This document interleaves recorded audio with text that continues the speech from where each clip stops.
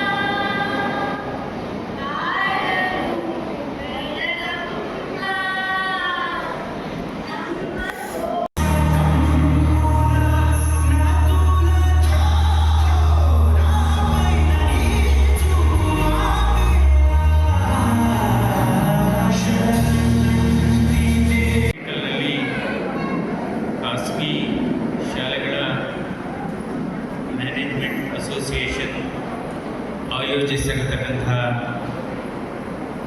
4ನೇ ವಾರ್ಷಿಕೋತ್ಸವ ಸಂಭ್ರಮದಲ್ಲಿ ಆಸೀನಾಗಿರತಕ್ಕಂಥ ವೇದಿಕೆಯನ್ನು ಅಲಂಕರಿಸಿರ್ತಕ್ಕಂಥ ರಾಜೇಶ್ವರ ಶಿವಾಚಾರ್ಯ ಸ್ವಾಮೀಜಿಗಳ ಪಾದಗಳಲ್ಲಿ ನಮಸ್ಕರಿಸುತ್ತಾ ಹಾಗೂ ವೇದಿಕೆಯಲ್ಲಿ ಇರತಕ್ಕಂಥ ಆತ್ಮೀಯರಾದಂಥ ಮಾಜಿ ಕೇಂದ್ರ ಸಚಿವರಾದಂಥ ನಾರಾಯಣ ಸ್ವಾಮಿಯವರೇ, ವಿಧಾನ ಪರಿಷತ್ ಸದಸ್ಯರಾದಂತಹ ಆತ್ಮೀಯರಾದಂಥ ಪುಟ್ಟಣ್ಣ ಅವರೇ, ಗೋಪಿನಾಥ್ ರೆಡ್ಡಿ ಅವರೇ, ರಾಮೋಜಿ ರಾವ್ ಅವರೇ ಹಾಗೂ ಈ ಅಸೋಸಿಯೇಷನ್ ಅವರ ಎಲ್ಲ ಪದಾಧಿಕಾರಿಗಳೇ ಮತ್ತು ಇಲ್ಲಿ ನಡೆದಿರ್ತಕ್ಕಂಥ ಎಲ್ಲ ಶಿಕ್ಷಕರ ಸಮೂಹಕ್ಕೆ ನನ್ನ ಹೃದಯ ಸ್ಪರ್ಶಿ ಧನ್ಯವಾದಗಳು ಹಾಗೂ ನಮಸ್ಕಾರಗಳು. ಬದುಕಿನ 2 ಕಣ್ಣುಗಳಿದ್ದಾಗೆ ಅದೇ ರೀತಿ ಶಿಕ್ಷಣ ಮತ್ತು ಸಂಸ್ಕಾರ ನಮ್ಮ ಬದುಕಿನ ಬೇರುಗಳು ಅಂತ ಹೇಳಬೇಕಾಗುತ್ತೆ. ಯಾಕೆಂದರೆ ಶಿಕ್ಷಣ ನಮ್ಮನ್ನು ಎಡವಲು ಬಿಡುವುದಿಲ್ಲ, ಅದೇ ರೀತಿ ಸಂಸ್ಕಾರ ನಮ್ಮನ್ನು ಕೆಡವಲು ಬಿಡುವುದಿಲ್ಲ. ಮುಗ್ಧ ಮನಸ್ಸಿನ ಮಕ್ಕಳಲ್ಲಿ ಅಕ್ಷರ ಬೀಜವನ್ನು ಬಿತ್ತಿ ಅವರನ್ನು ಈ ಭವಿಷ್ಯದ ಈ ದೇಶದ ಮಹಾಶಿಲ್ಪಿಗಳನ್ನಾಗಿ ಮಾಡತಕ್ಕಂಥ ಈ ಶಿಕ್ಷಕರ ಸಮುದಾಯಕ್ಕೆ ನನ್ನ ವಿಶೇಷವಾದಂಥ ಅಭಿನಂದನೆಗಳು. ಯಾಕೆಂದರೆ ನಮಗೆ ಸ್ವಾತಂತ್ರ್ಯ ಬಂದಂಥ ಸಂದರ್ಭದಲ್ಲಿ ಸಾಕ್ಷರತೆ 20% ಆದರೆ ಇವತ್ತು ಸಾಕ್ಷರತೆ 80% ಅಂದು 1947ನೇ ಇಸ್ವಿನಲ್ಲಿ ಸ್ವಾತಂತ್ರ್ಯ ಬಂದಂಥ ಸಂದರ್ಭದಲ್ಲಿ ಸಾಕ್ಷರತೆ ಕೇವಲ 20%, ಅಂದರೆ ಬರೆಯೋಕ್ಕೆ ಓದೋದಕ್ಕೆ ಬರೋದು ಅಂತ.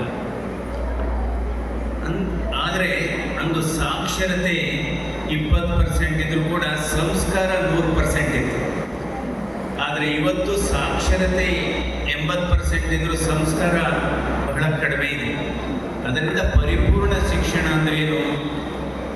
ಕೇವಲ ಪರೀಕ್ಷೆಗಳಲ್ಲಿ ಹೆಚ್ಚು ಅಂಕಗಳನ್ನು ಗಳಿಸಿ ಅವರಿಗೆ ಮುಂದಿನ ದೊಡ್ಡ ದೊಡ್ಡ ಹುದ್ದೆಗಳನ್ನು ಅಲಂಕರಿಸುವುದಲ್ಲ, ಜೀವನದ ಮೌಲ್ಯವನ್ನು ಕಳಿಸುವಂಥದ್ದು, ಜೀವನದಲ್ಲಿ ಬದುಕಿನ ದಾರಿಯನ್ನು ಅವರಿಗೆ ಹುಡುಕಿಕೊಡುವಂಥದ್ದು ನಮ್ಮೆಲ್ಲರ ಜವಾಬ್ದಾರಿಯಾಗಿದೆ.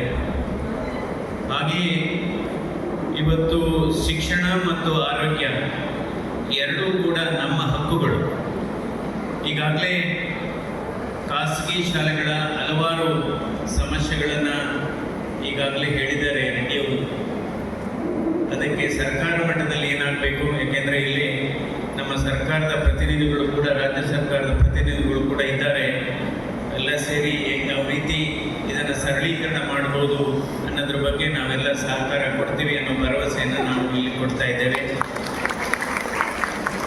ಅದೇ ರೀತಿ ನನ್ನದು ಒಂದು ಮನವಿ ಏನಪ್ಪ ಅಂದರೆ, ಸರ್ಕಾರ ಕಾಲಕ್ಕೆ ಯಾವ ರೀತಿ ವೇತನವನ್ನು ಹೆಚ್ಚಿಗೆ ಮಾಡ್ತಾ ಇದೆ, ಇವತ್ತು ಖಾಸಗಿ ಶಾಲೆಗಳು ಕೂಡ ಶಿಕ್ಷಕರುಗಳಿಗೆ ಪ್ರತಿ ವರ್ಷ ಅವರ ವೇತನವನ್ನು ಜಾಸ್ತಿ ಮಾಡಬೇಕು.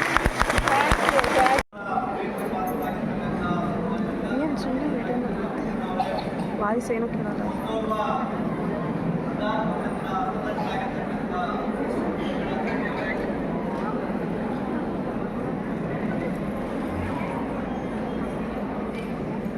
ಸಂಘಟನೆಯ